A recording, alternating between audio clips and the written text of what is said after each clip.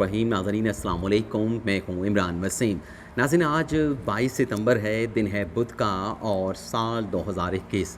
आज के इस प्रोग्राम में जिस मौजू पर आप नाज़रीन के साथ हम गुफ्तगू करेंगे वो मौजू दरअसल बहुत सारी ख़बरों और बहुत सारे इश्यूज़ का मजमुआ है।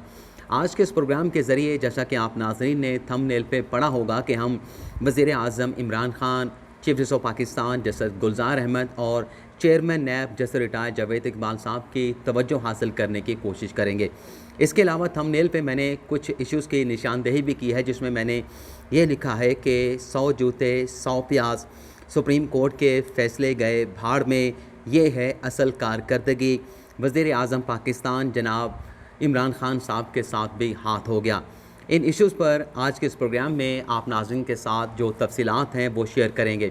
तो पहले इश्यूज़ पर हम नैब की कारकर्दगी के हवाले से बात करेंगे, क्योंकि हुकूमत की जानिब से पार्शली ये फ़ैसला कर लिया गया है कि मौजूदा जो चेयरमैन नैब हैं जस्टिस रिटायर्ड जावेद इकबाल साहब, उनकी मुद्दत मुलाजमत में मज़ीद 4 साल की तौसी की जाएगी। तो इस इश्यूज़ पर, इस टॉपिक पर हम जो कारकर्दगी है नैब की वो आप नाज़रीन के सामने रखेंगे और वज़ीर आज़म इमरान ख़ान साहब को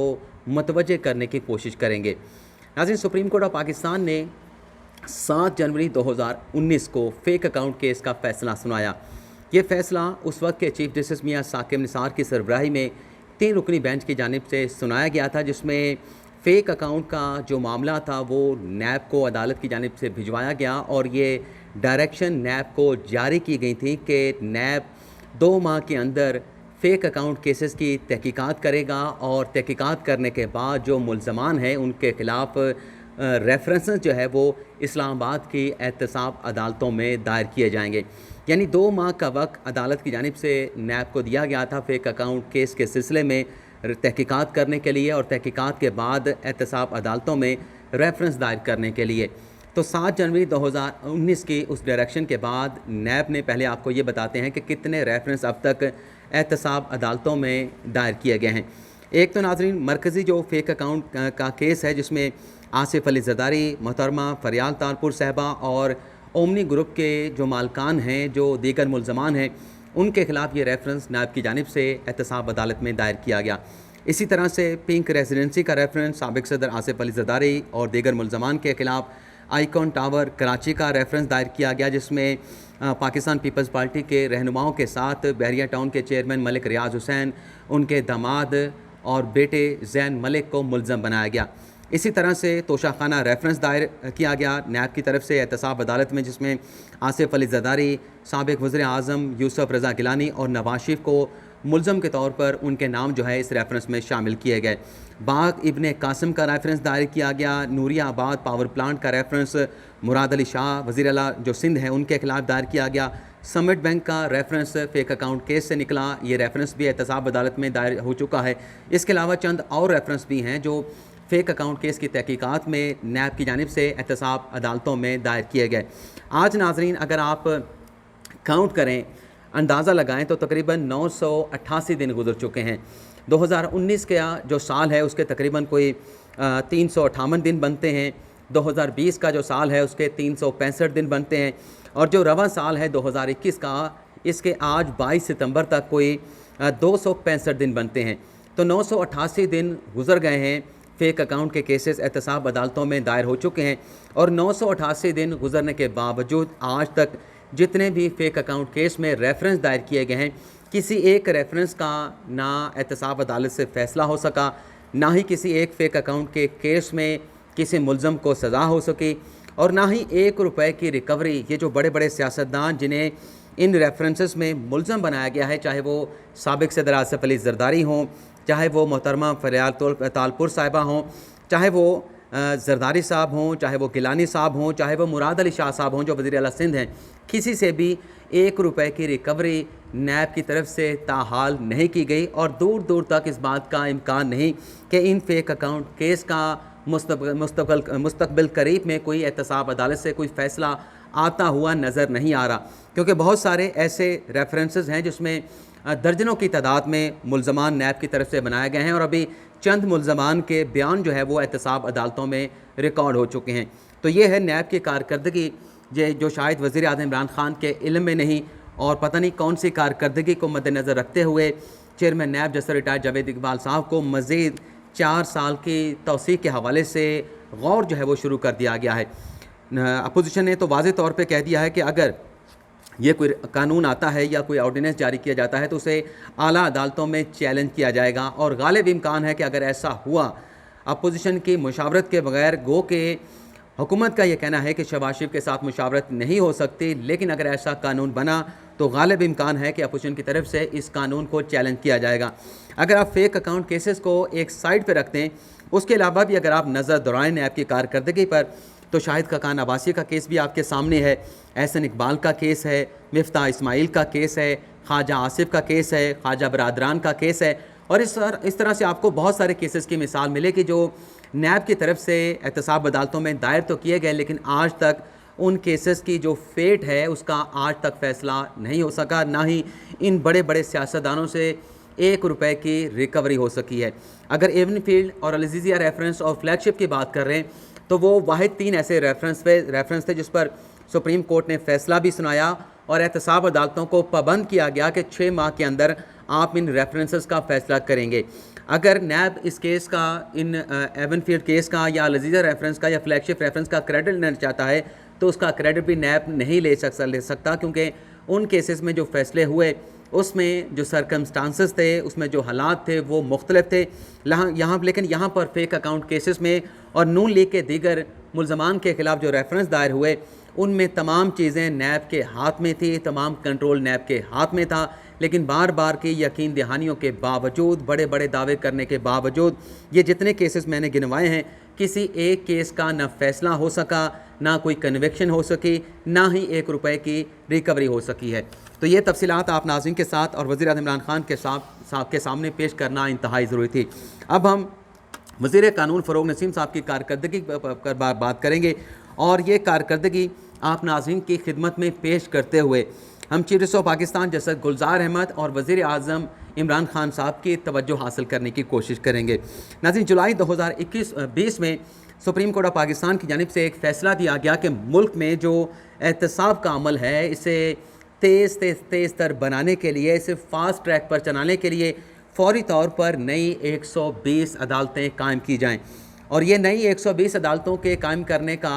चीफ जस्टिस ऑफ पाकिस्तान का मकसद बज़ाहिर ये था कि जब 120 नई अदालतें बनेंगी तो सालों तक ये मुकदमात एहतसाब अदालतों में नहीं चल सकेंगे। फ़ौरी तौर पर इन करप्शन के केसेस का फ़ैसला होगा। अगर जो मुल्ज़मान हैं वो मासूम होंगे, उनके ख़िलाफ़ जुर्म साबित नहीं होगा तो वो घरों को चले जाएंगे, लेकिन अगर उनके ख़िलाफ़ फ़ैसला हो जाता है तो करप्शन के जो अरबों रुपए फंसे हुए हैं, जो मुल्ज़मान के ऊपर अरबों रुपए के केसेस बनाए गए हैं, वो उनसे वसूल होंगे और ये पैसा सरकारी ख़जाने में, कौमी ख़जाने में जमा होगा। तो जुलाई 2020 को सुप्रीम कोर्ट ने यह डायरेक्शन जारी की और अक्टूबर 2020 को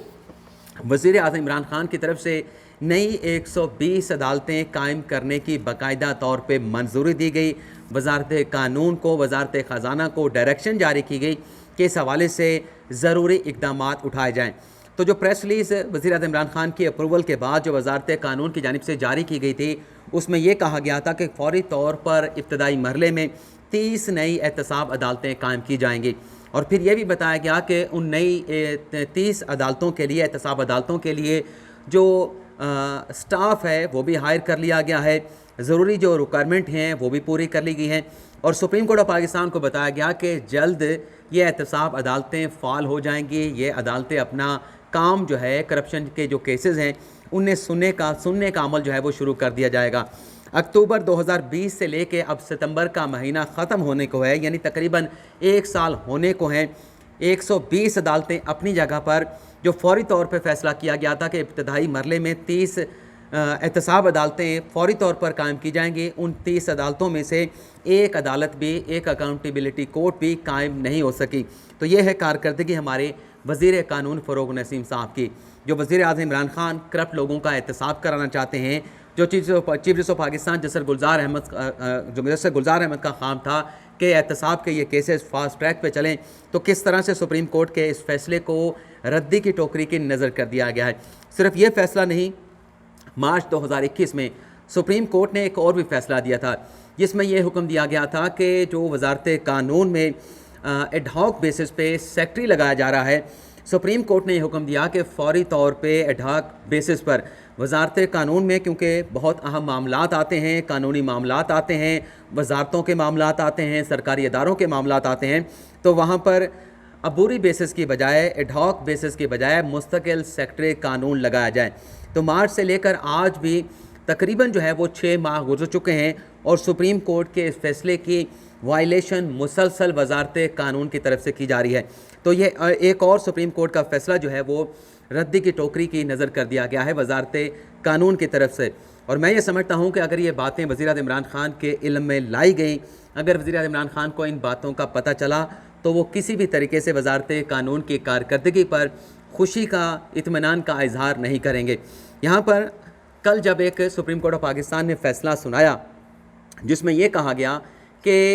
नज़रसानी की अगर पहली दरख्वास्त खारिज हो जाती है तो उसके बाद दूसरी नज़रसानी की दरख्वास्त दायर करने का कोई जवाज़ नहीं है, ना कानून इजाज़त देता है, ना आइन इजाज़त देता है। कल जब वो हमने प्रोग्राम किया, वीलॉग किया, तो बहुत सारे देखने वालों की तरफ से ये सवाल उठाया गया कि आखिर Supreme Court of Pakistan justice Qazi Faez Isa को क्यों रिलीफ देना चाहती है, अपने जज को जिस पर 3 प्रॉपर्टीज़ का इल्ज़ाम लगाया गया है कि उसकी मनी ट्रेल किधर है, उसे क्यों बचाना चाहती है। तो मैंने एक देखने वाले व्यूअर को ये जवाब दिया था कि आप सुप्रीम कोर्ट से ये सवाल पूछने के बजाय मुनासिब ये होगा कि इस सवाल का जवाब जो है वज़ीर कानून फ़रोग़ नसीम साहब से लिया जाए। उनसे ये सवाल पूछा जाए कि जब 19 जून 2020 को सुप्रीम कोर्ट ने पहले फ़ेज़ में, पहले राउंड में, जब सदारती जो रेफरेंस था जस्टिस काजी फाइसा के ख़िलाफ़ जो सदर मुमलिकत आरिफ अलवी की जानिब से सुप्रीम जुडिशल काउंसिल को भिजवा दिया गया था, जब उस रेफरेंस को कलअदम करार दिया गया और एक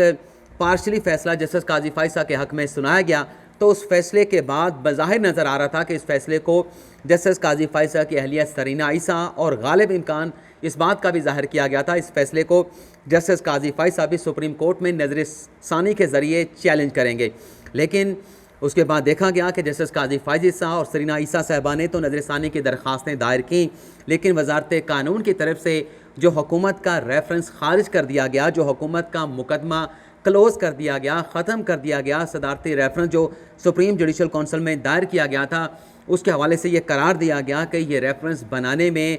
गलतियाँ की गई हैं, संगीन गलतियाँ की गई हैं, आइन को, कानून को, रूल्स को मद्देनज़र नहीं रखा गया। तो उस फैसले के ख़िलाफ़ वजारत कानून और वज़ीर कानून फ़रोग़ नसीम की तरफ से मुकम्मल तौर पर खामोशी अख्तियार की गई, कोई नज़रसानी की दरख्वास्त सुप्रीम कोर्ट में दायर नहीं की गई। तो उसके बाद जस्टिस काजी फाइसा, सरीना ईसा साहब ने तो नज़रसानी की दरख्वास्तें दायर की, लेकिन वजारत कानून और फ़रोग़ नसीम साहब अपने ओहदों पर मौजूद रहे, देखते रहे कि सुप्रीम कोर्ट क्या करने जा रही है। और फिर उसका नतीजा क्या निकला कि नज़रसानी केस में भी मुकम्मल तौर पर जो फ़ैसला जो पार्शली जस्टिस काजी फाइसा के हक़ में सुनाया गया था, फिर मुकम्मल फ़ैसला जस्टिस काजी फाइसा के हक़ में सुना दिया गया। बहुत सारे दोस्त एतराज़ करेंगे, ये कहेंगे कि ये मामला तो रेफ़र कर दिया गया था FBR को, लेकिन यहाँ पर मैं इतना कहना चाहूँगा कि अगर एक ऑर्डिनेंस हुकूमत की तरफ से जारी किया जाता है और उस ऑर्डिनेंस को अगर हुकूमत कलअदम करार दे देती है, तो आप ये बताएं, आप नाज़रीन से मेरा सवाल है, तो वो फ़ैसला किसके हक़ में आएगा? क्या वो फ़ैसला हुकूमत के हक़ में है कि उसका रेफरेंस कलअदम करार दे दिया गया, या उसके हक़ में होगा जिसने उस रेफरेंस को, उस दरख्वास्त गुज़ार के हक़ में होगा जिसने उस रेफरेंस को किसी भी अदालत में, चाहे हाई कोर्ट या सुप्रीम कोर्ट में चैलेंज किया था? उस वक्त भी मैंने जब बात की थी, बहुत सारे नाज़रीन नाराज़ हुए, बहुत सारे छोड़ गए, व्यूवरशिप मेरी कम हुई, लेकिन मैंने तहैया कर रखा था कि जो सच है वो आवाम के सामने रखना है, चाहे देखने वाले कम हो जाएं, चाहे सब्सक्राइबर मुझे छोड़ जाएं, चाहे मुझे अनसब्सक्राइब कर दें मेरे चैनल को, लेकिन जो सच की बात है, जो हकीकत बात है, वो आप नाज़रीन के साथ शेयर करते रहेंगे। तो ये नाज़रीन आज का हमारा प्रोग्राम, ये हमारा पार्ट 1 है। पार्ट 2 में जो 100 जूते 100 प्याज वाली बात है, जो वज़ीर-ए-आज़म इमरान खान के साथ हाथ हो गया है, ये 2 ख़बरें किन इश्यूज़ की निशानदही करती हैं, किसकी कारकर्दगी का इजहार करते हैं, किसकी लापरवाही का इजहार करते हैं, किसकी नालायकी नाअहली का ज़िक्र आता है, ये सारी तफसीलात पार्ट 2 में आप नाज़रीन के साथ शेयर करेंगे। फ़िलहाल आपसे इजाज़त चाहते हैं। अल्लाह हाफ़िज़।